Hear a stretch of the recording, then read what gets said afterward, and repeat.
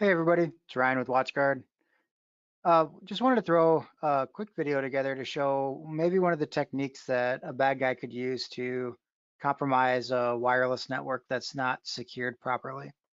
Um, and so this is going to leverage weak passwords or passwords that are reused, which is really common, especially in residential, but also in some business Wi-Fi as well. So there's a couple tools we're going to use. We're going to use the Wi-Fi Pineapple to do some scanning and capture some data between a wireless client and an AP. And then we're going to use a program called Hashcat to take that data and decrypt it into something that's usable for the bad guys to get access to that local network again.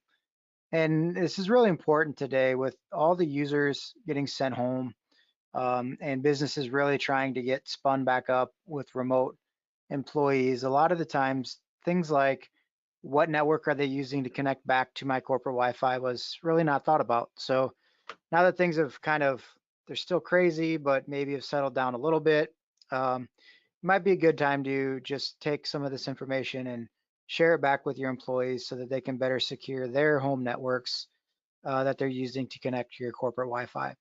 So let's see if we can get this demo to work. We set up a wireless network in my lab here. Um, demo Wi-Fi is the SSID we're targeting. We can see that my phone is currently connected to this network. And from a configuration standpoint, it's pretty basic. Default VLAN.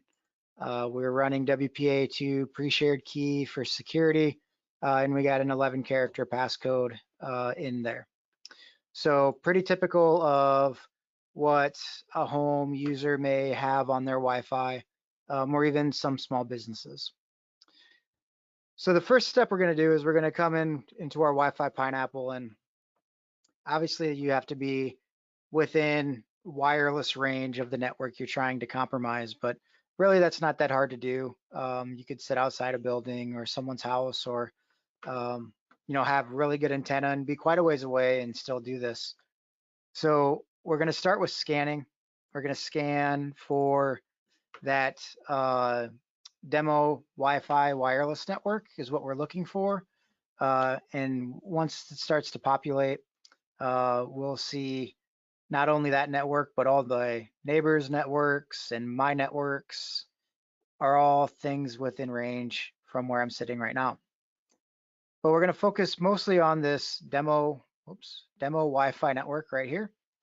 This is the SSID that's broadcasting. This is the MAC address of the access point. We're running a WPA2 pre-shared key. It's on channel 1. And then -60 is the dB rating. So how close am I to this AP?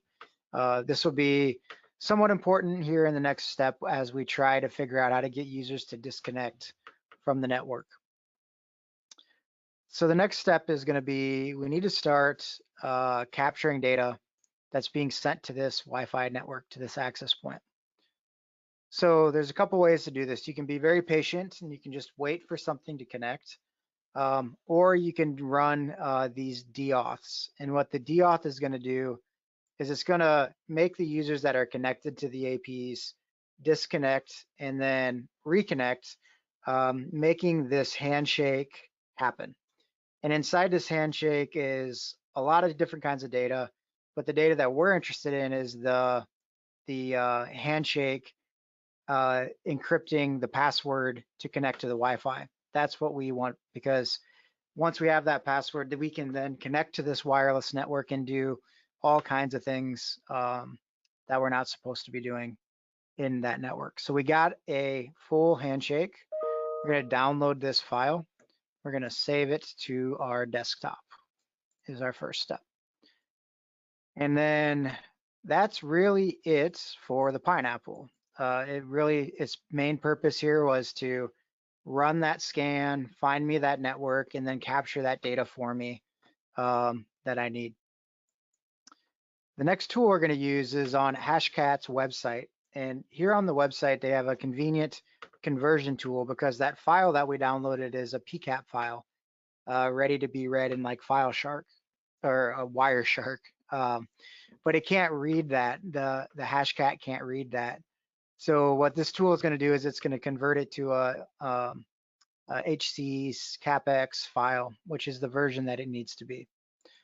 So we're going to browse to the file. We're going to click open, and then we're going to click convert. And it's pretty quick usually. We can save this new converted file. We can open it. We're going to copy this file into a file directory of your choice, but we need to be able to direct the software to it. So typically I put it in the same directory as the program. We are going to need the name off of the file though, so go ahead and copy that here, and then we can close this out. The next step is going to be all done through a terminal window, and this is how we run the Hashcat. And so we're going to first go to the directory where this program's installed. And on my computer, it's installed in the root of the C drive in a directory called cracking. And we're going to run this command against the file that we just downloaded. So Hashcat64 is the 64-bit version of the program. We're decrypting a WPA2 password is what the 2500 is. And then we need to change the name of this file to match the file that we just saved. So there we go. Now what it's going to do is it's going to decrypt this file, and it's going to run it against a dictionary file that we have of known passwords. So these passwords could be collected from default passwords on different kinds of devices, breaches, all kinds of different places that these files are kind of created from, but they are readily available on the internet. And I know that the bad guys have much bigger directories of these passwords than what I do. But we're just going to be able to go ahead here and now say, I want to run this, and it's going to run through the system. It's going to do its thing, and eventually it's going to say that it's completed. And if we look right here, we can see that this is what the password was as an encryption. This is the Wi-Fi network we're connecting to, or we were targeting. And this is the password that was sent as part of that handshake. So we now know that if we take a device, connect to the demo Wi-Fi with the password123, we can connect into that network without doing any other, hacking or anything like that. So what this kind of breach leverages is weak passwords or reused passwords that are known in different password directories that can be downloaded off the internet.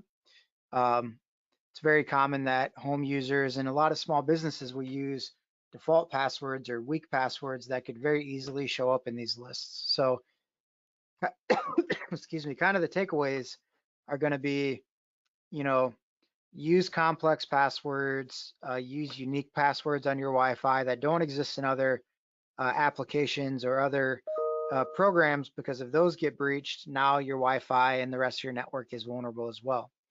And since they're connecting back to your corporate network through that network, could potentially open up a vulnerability into your corporate network as well. So if you have more questions or you want to learn a little bit more about some of this security and what WatchGuard can protect for your business, check out watchguard.com. Check out simplicity.org is our security blog. There's lots of information on there. And I hope you enjoyed the video. Stay safe and have a great day.